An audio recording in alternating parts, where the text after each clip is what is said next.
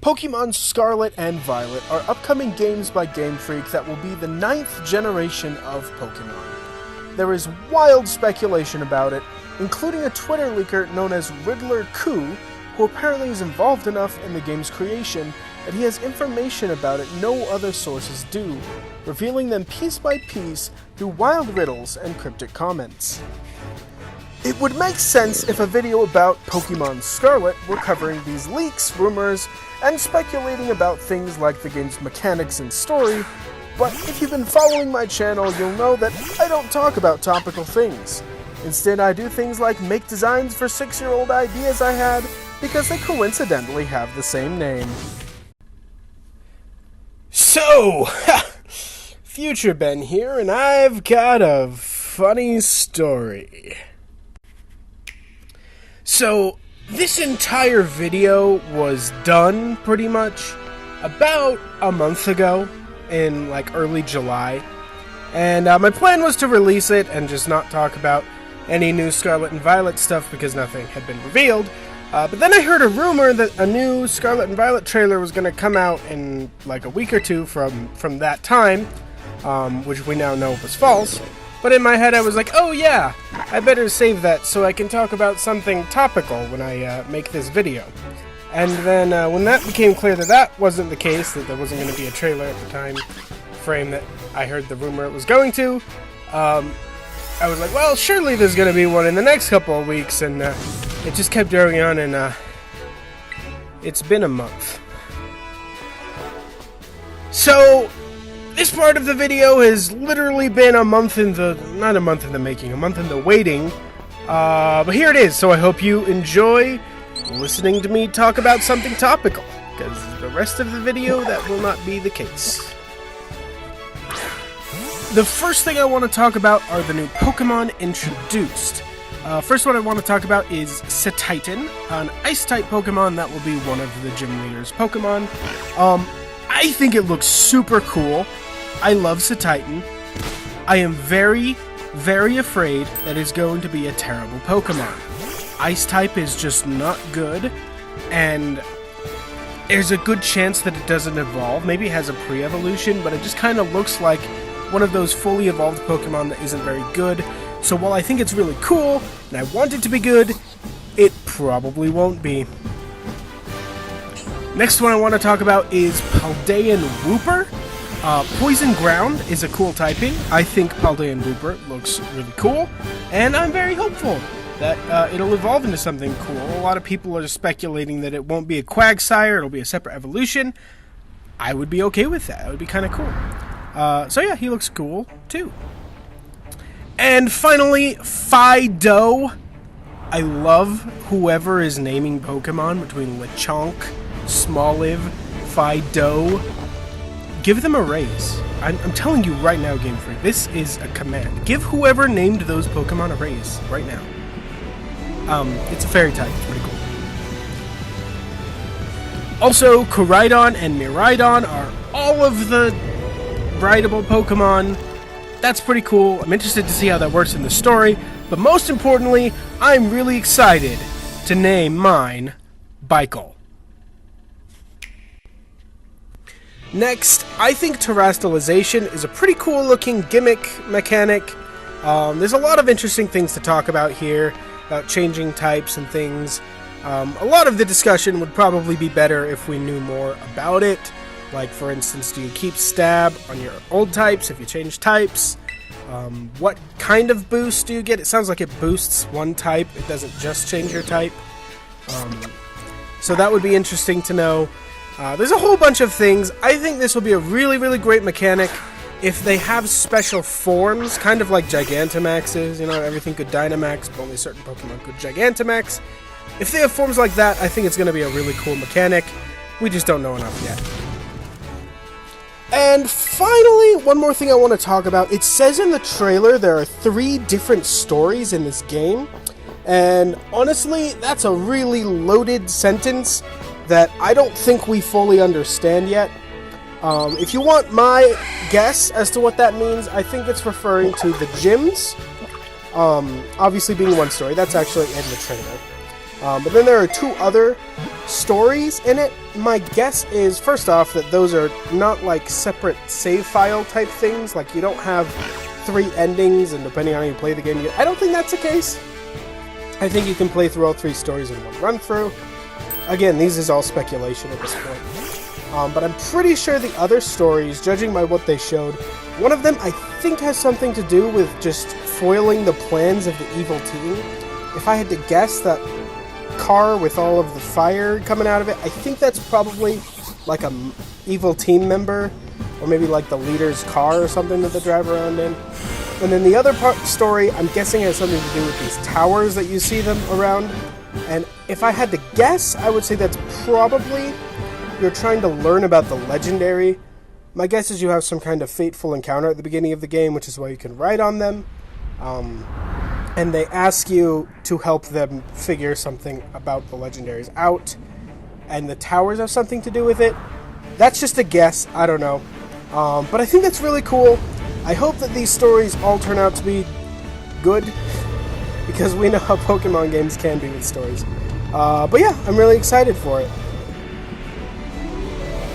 And that's the end of this part, talking about Scarlet and Violet. I don't really have anything else to say, so let's get into past me, talking about Scarlet and Aquamarine.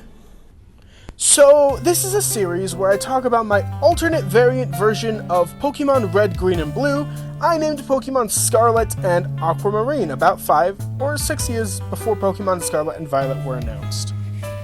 Before we get into it, I just want to remind you to like and subscribe. These videos require me to make a lot of art, and I've worked pretty hard on them. Thanks. Last video, we left off south of Tan City, where you just finished defeating your rival Scarlet. She's a little bitter about losing, but tells you she was just on her way back from checking out the boardwalk. Apparently there's a famous sorcerer that lives there, but she's a recluse and wouldn't talk to Scarlet. After she leaves, you decide to check out the boardwalk for yourself. It's covered in carnival-style booths for games and trainers looking to battle. One booth in particular is very strange. The person running it encourages you to battle other trainers on the pier, offering you something special if you do. You defeat 5 other trainers, and the one running the booth seems pretty excited to see how strong you are. They offer you a gold nugget and ask if you'd like to join the Dynamites. You've run into the Dynamites in the Valley of the Sun before, and you realize this whole setup is a recruitment scheme. You wipe the floor with the Dynamite Grunt and send them packing. After that, you decide not to worry with any of the other carnival games and head over to see this sorcerer. There's a strange shack at the end of the boardwalk. It isn't locked, but there's only one Pokemon inside. You try to leave, but the Pokemon offers you some kind of pendant. You take it, and without doing much, a spell begins. Pokemon transforms before your eyes into a girl. Apparently, she is the sorcerer that Scarlet was talking about. She thanks you for helping her. Apparently, she accidentally used a spell to turn herself into a Pokemon, and she couldn't get anyone else to take the pendant and reverse the spell for her. Laura the Sorceress is actually famous for creating the storage space used in the Pokemon storage system. It was entirely accidental, and she's ended up becoming the butt of a lot of jokes in the magical community. She tells you that on an airship in Gray City up north, there's a convention for the finest magicians and sorcerers, but she knows that if she goes, she'll spend the whole time being heckled, and doesn't want to go. She invites you to go in her place and gives you a ticket. You decide to leave the boardwalk and go up north towards Gray City. Between Tan City and Gray City is the illustrious White City. Enormous capital of the Otnak region. You're excited to see all of the sights, but are disappointed to be told that you're not allowed to enter. The guard comments on how hungry he is, but tells you that you have to take a subway to the other side of the city and move on from there because, for some reason, entrance to White City is restricted for the moment. Unfortunately, you have no choice but to cross over up north to where Gray City is. Gray City is a port city where a few high-profile citizens live. There's a gym, but it's behind a tree for some reason, and you need the Cut HM to access it, which you don't have. You decide to use Laura's tickets and see if this airship has anything worthwhile to you. The Skyship Antimatter, or the SSN for short, is a feat of engineering and magic that's celebrated for the innovations used to make it. As you explore the ship, you find the place full of egotistical sorcerers. You start to understand why Laura didn't want to come, but try to enjoy it anyway.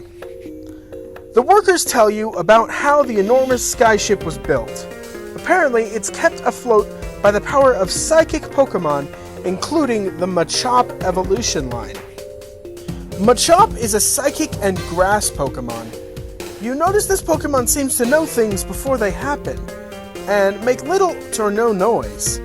Sometimes they sneak up on you, but they're very kind little Pokemon. Machop evolves into the powerful Machoke. Able to move things with their minds, Machoke help most with the work of keeping the skyship afloat. You notice that some of them watch you carefully, as if they know special about you, but you shrug it off and move forward. If you trade a Machoke, it will evolve into the incredible Machamp. There's only one on the entire skyship. These Pokemon have so much power that if there were only a few more, the weight of the skyship could double and they would still be able to keep it afloat. While touring the ship, you run into Scarlet, who apparently also got a ticket in. She challenges you to another battle, and after you win, she spitefully makes fun of you for not having a way to get into the gym, which she says she's already beaten. She doesn't let you use her HM though, and leaves. Before you leave though, you hear someone shouting for help. Apparently, a terrified captain was locked on a small balcony of the skyship on the main control tower. She's afraid of heights, and after helping her get back in, she offers you a surprise for helping, the HM Cut. Finally, you can challenge the gym yourself, and you make your way off the skyship to take your third gym challenge. The Gray City Gym is full of normal-type Pokemon. A favorite of the gym trainers is Voltorb, the ball Pokemon. This Pokemon's shape influenced those who make Pokeballs, apparently. And it's a very simple Pokemon. All it really does is roll around. Once Voltorb evolves, it becomes Electrode.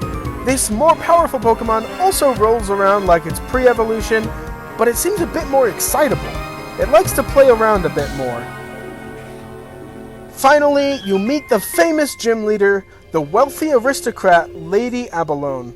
She isn't very impressed with you and doesn't understand why you were giving the Cut HM, which apparently she entrusts to various others with the instructions to only give them to the most promising of trainers.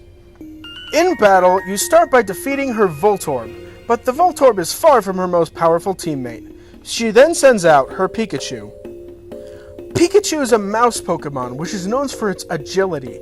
It's tough to fight because of its speed, but you find that it's fairly frail, and after a few hits, it faints, and you can move on to the final Pokemon.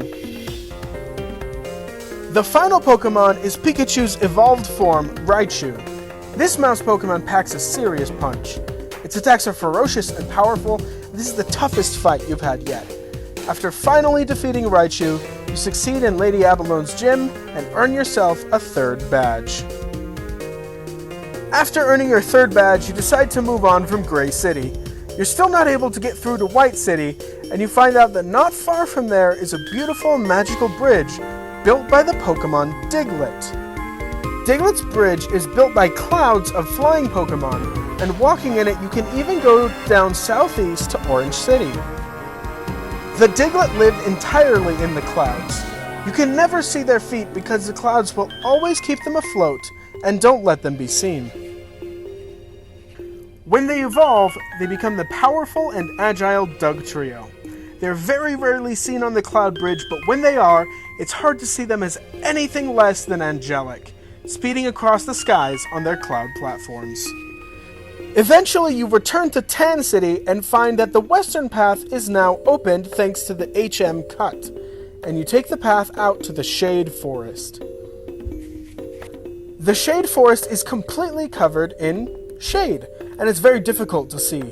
You find a variety of Pokemon that you've seen before, like the Bug-type Geodude and the Psychic Machop, but navigating the dark place, all you want to do is get out, so you make your way through out to the strange Black Town. The The town is constantly covered in mist, and the people seem confused all of the time. You try to figure out why and are led to a strange cave in the town, the Crystal Caverns. The Crystal Caverns are a place of mirages, and it's said that the spirits inside of it have been angered. The people are all frightened and can never tell if what they're seeing is real anymore.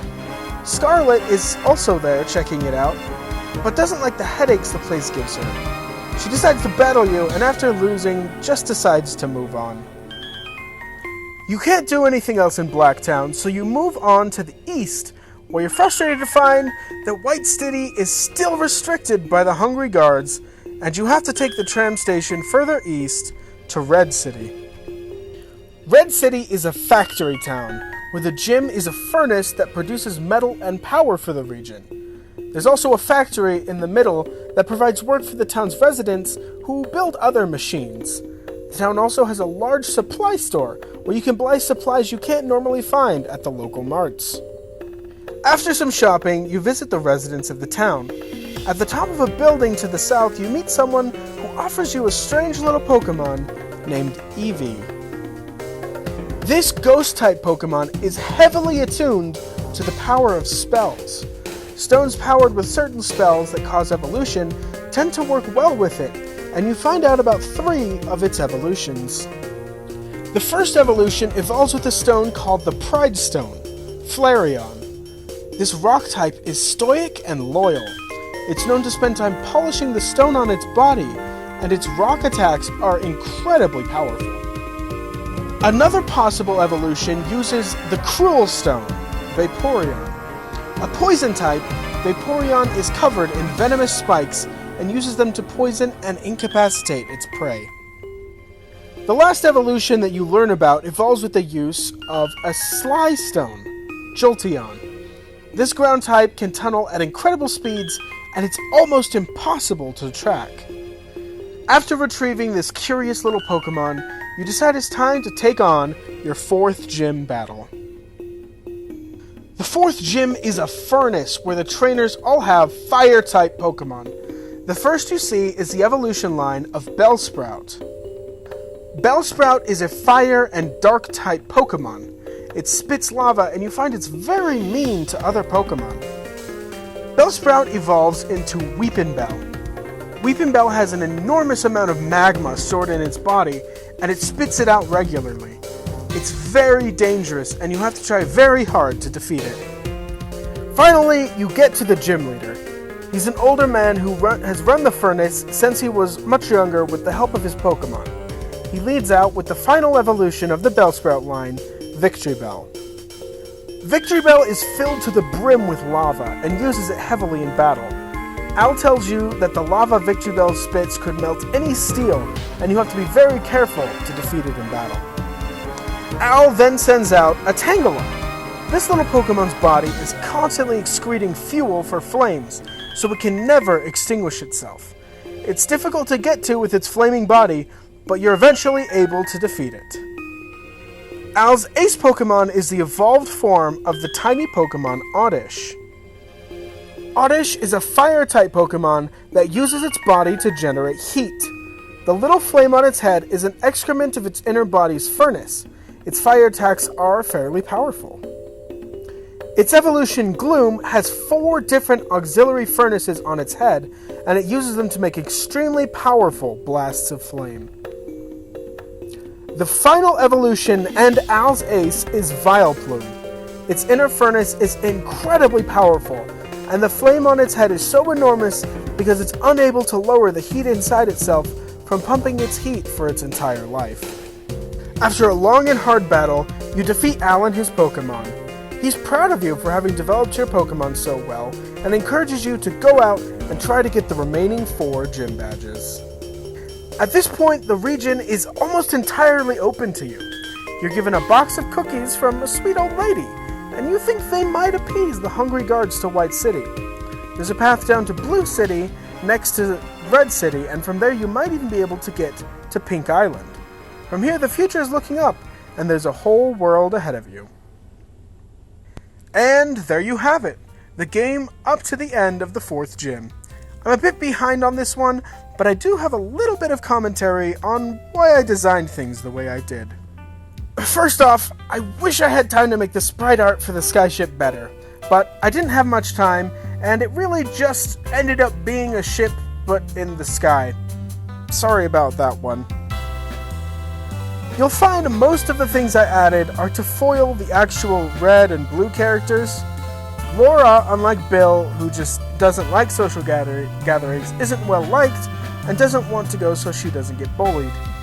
The captain, instead of being seasick, is afraid of heights, both things someone in their position should be able to handle. Lady Abalone is prestigious and doubtful of you, just like Lieutenant Surge, but instead of being a boisterous army man, she's a quiet stateswoman. Erica is known for her perfumes, at least in the anime. She produces something nice, but superficial, while Al provides something that isn't as pretty, but more useful, energy and steel. When it comes to Eevee, my design decisions were mostly based on the idea of the physical special split. So that you understand what I'm talking about, I'm going to give you a brief history lesson on Pokemon and mechanics and evolutions and why this is all important. So bear with me for a second, this might be a little long, but I promise it's going to explain what I'm going for very well. Pokemon's mechanics feature two kinds of attack stats: physical attack and special attack. Physical attacks tend to be things like punches, kicks, scratches, and so on, while special moves are more like blasts and mind attacks. In modern Pokemon, it's common to give your Pokemon the kind of attacks they do better with. For instance, Charizard has a higher special attack, so Flamethrower is a better move because it's a special attack than something like, say, Fire Punch. In Generation 3 and before, though, special and physical moves were not made by the move. Instead, they were designated by the type of the move. For example, moves like Thunder Punch, even though it was a punch, were special back in those days since all electric moves were special. In Generation 4, they begin to designate each move on its own, so a physical, electric, or fire type would be able to use their highest attack stat along with same type attack bonus, and moves like Thunder Punch and Fire Punch are now physical moves. Now you're probably wondering, now that I've explained all that, what this has to do with Eevee and his evolutions. Something a lot of people don't realize about Eevee is that even though Eevee's type, which is normal, is a physical type, all of its evolutions were special types back before the split. In fact, the only special type that doesn't have an evolution representative today is Dragon. That's why you see so many fan-made Dragon evolutions. It's an easy choice for the next evolution. Whenever I see someone making evolutions for physical types, I just can't help but feel like it doesn't quite make sense, and I've realized that an alternate form of Eevee could prove the best way of making evolutions for those physical types. Rock for Flareon, Poison for Vaporeon, and Ground for Jolteon. I debated making Eevee Dragon type since it's the only special type not yet represented by evolutions, and having a special type turn into all physical types would be an interesting flip-flop of the dynamic of Eevee and its evolutions in the vanilla game, but I just didn't have any good design ideas for a Dragon Eevee, so I stuck with Ghost. The idea that Eevee's evolution is very susceptible to magic, which also helps explain its ghost type, is something that I came up with when I decided that in contrast to the technological focus of the originals, I would focus more on magic. I think it fits the forms very well though, and I'm pretty happy with how they came out. I decided to have the evolution stones stray away from the elements because I wanted all evolution methods to stay the same, even if I called the water stone the poison stone, so that Vaporeon could evolve with the poison stone. Pokemon like Staryu that aren't poison types would still need it to evolve, so I stuck with more abstract things. I didn't mean for them all to have negative connotations. For example, the Pride Stone instead of the Fire Stone, the Cruel Stone instead of the Water Stone, and the Sly Stone instead of the Thunder Stone, but it just kinda worked out like that. While I was looking at the list of Pokemon that used it, and their designs. Also, sorry I haven't come up with a Leaf Stone name yet. I may not. Stay tuned and find out. So, there you have it. We're halfway through the gym challenge. From here, it's a bit tough to determine where to go next. There's a canonical, quote-unquote, order to the gym leaders, and following through the events of the game that way would kind of make sense, but Team Rocket, which I'm sure you've realized by now is represented by the Dynamites, has events distributed all throughout the story, and I want all of that to be its own episode leading up to the 8th gym. So I think for next episode, I'll make it about the next 3 gym leaders and events that don't include Team Rocket or the Dynamites. So get ready for a 3 gym episode next time around. It's gonna be pretty good. And that's all I have for this episode. I hope you enjoyed. Again, if you've gotten this far, you've clearly enjoyed this stuff, so please like the video and subscribe to see the next episodes. I have 4 more episodes of this planned, so there's plenty more to see. Thank you so much for watching. I hope you have a wonderful rest of your day, and I'll see you next time.